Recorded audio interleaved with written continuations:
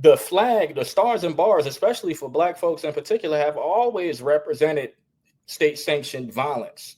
How did we get here? We were kidnapped. What happened once we got here? They beat the shit out of us. They did all types of things to us. Some of the things that I, probably won't mention in the moment, at the moment, for everybody else's understanding. But in the grand scheme of America, slavery is not that far behind us. Chattel slavery is not that far behind us.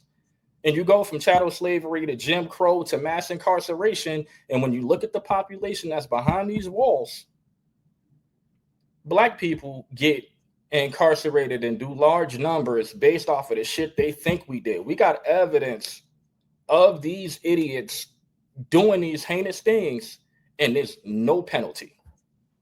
Literally no penalty. Absolutely. And in fact, I just want to share this because Community Notes actually just shot Trump down. Let's take a look. It says the Supreme Court case Texas v. Johnson establishes that burning the American flag is protected speech under the First Amendment. So a lot of people are basically saying, like, you cannot do an executive order to that violates the First Amendment. And it's anti-free speech, and to be able to do that. However, one of the things that actually happened as of recently was that a gentleman decided to call Donald Trump's bluff. And in calling that said bluff, he got arrested. So I just want to share this because this gentleman now is speaking out and telling people that, and a lot of people are saying, well, the United States is fascist. And the thing is, like, a lot of us are like, no shit, Sherlock. We've been saying that for years. Where have you been? And shout out to Tired Peasant for this one, because she shared this. And I want to share what this gentleman said on the other side, because, well, he's got some points. Yep, I'm being detained because I expressed my First Amendment right to burn the United States flag in public, not causing harm or causing any danger to any citizens or personnel in the area.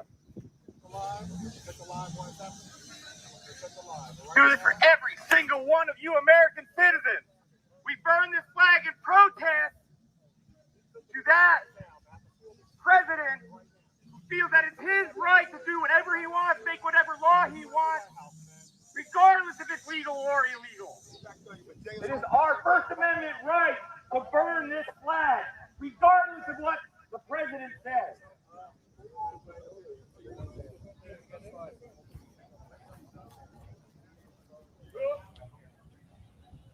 Yes, remember your own. So this just goes to show that, the executive order is, now in effect because he wants to punish anybody that desecrates a flag.